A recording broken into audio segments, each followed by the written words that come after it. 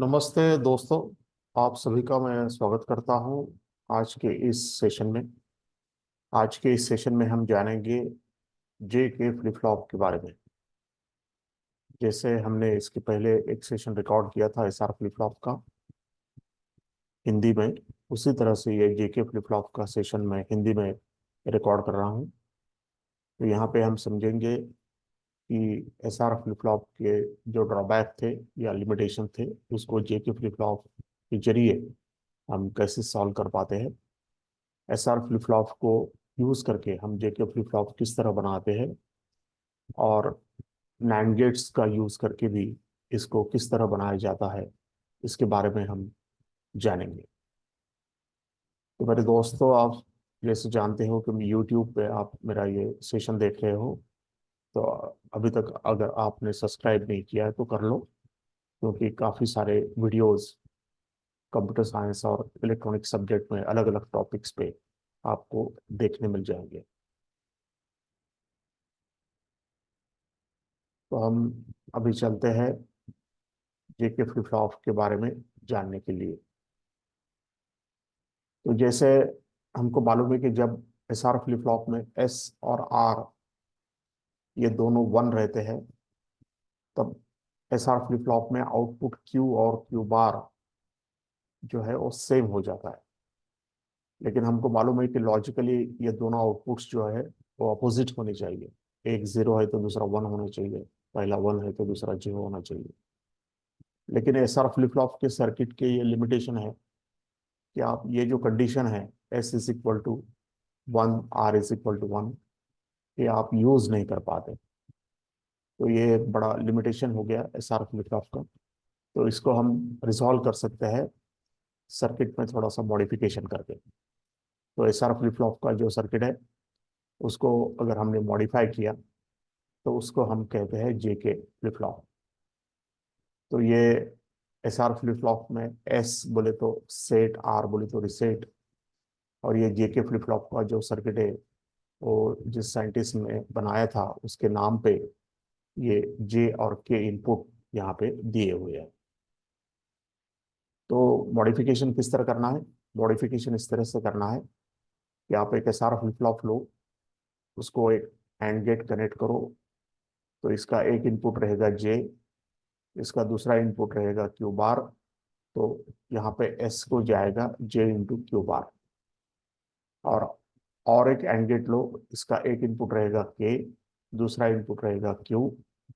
तो R input को S R flip flop की जाएगा के इंटू क्यू। तो इस तरह से अगर आपने मॉडिफाई कर लिया एस आर फ्लिप फ्लॉप को, तो एक नया फ्लिप फ्लॉप तैयार हो जाता है, जिसको हम जे के फ्लिप फ्लॉप के नाम से जानते हैं। तो उसका अगर ये सिंबल निकालने का है, तो सिंबल इस तरह से निकाला जाता है। इनपुट जे रहेगा, के रहेगा, क्लॉक रहेगा, प्रीसेट क्लियर भी रहेंगे, और आउटपुट क्यू और क्यू बार रहेंगे। तो जैसे कि एक एस आर फ्लिप फ्लॉप ले लिया, फिर उसको दो एंड गेट कनेक्ट करें, तो यहाँ से हमको जो मिलेगा वो जे के फ्लिप फ्लॉप तैयार हो जाएगा। और इस फ्लिप फ्लॉप की विशेषता क्या है?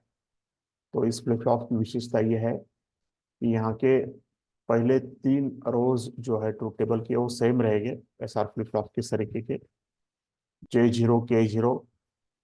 तो output Q N plus one, after application of clock pulse Q N रहेगा, मतलब no change in the state. One zero के लिए आउटपुट वन रहेगा, जीरो वन के लिए आउटपुट जीरो रहेगा।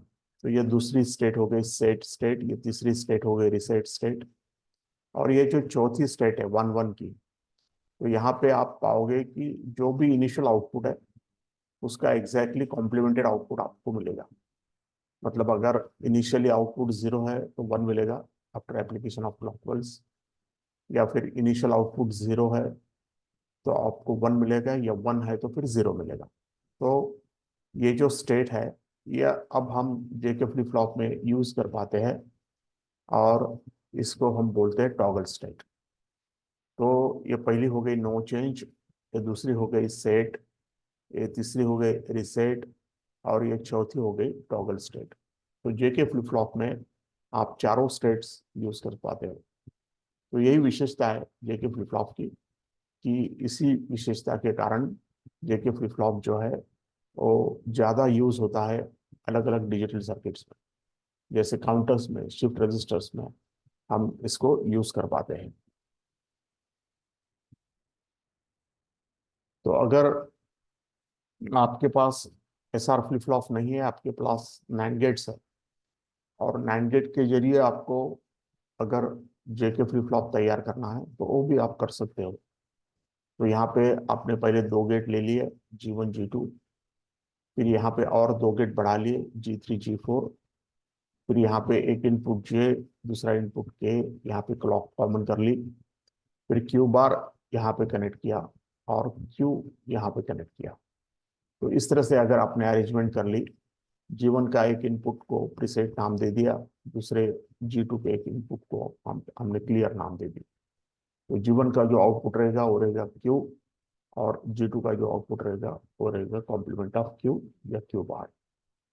तो जैसे मैंने बताया कि जैक किलबाय नाम का इन्वेंटर था जेके फ्लिप फ्लॉप का, और उसी के नाम से ये जो इनपुट्स है उनको हमने नाम दिया है जे और के इनपुट।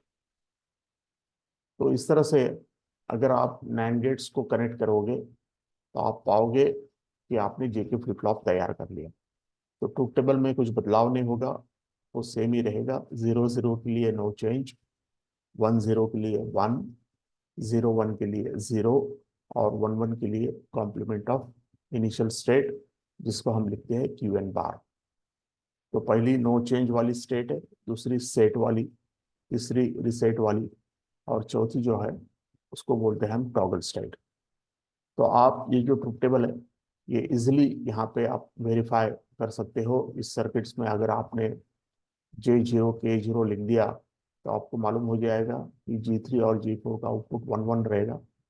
तो जो भी इनिशियल आउटपुट है वही कंटिन्यू रहेगा, और उसके आउटपुट में कोई चेंज नहीं होगा। अगर आपने J1 और K0 लिख दिया तो यहाँ पे आप समझ जाओगे कि यहाँ पे आउटपुट जो है वो पहला कुछ भी रहा तो भी आउटपुट क्यूब बदलकर 1 हो जाएगा। या आपने 0 1 अप्लाई कर लिया तो यहाँ पे आउटपुट हमेशा 0 रहेगा। और अगर आपने यहाँ पे 1 1 अप्लाई कर दिया तो जो भी इनिशियल आउटपुट है उसका कॉम्प्लीमेंट आपको यहाँ पे आउटपुट को मिलेगा। तो थैंक यू फ्रेंड्स, कि आपको समझ में आ गया होगा कि अगर हमें जेके फ्लिप फ्लॉप तैयार करना है तो एसआर फ्लिप फ्लॉप के जरिए या फिर नैंड गेट्स के जरिए हम इसको कैसे तैयार कर पाते हैं।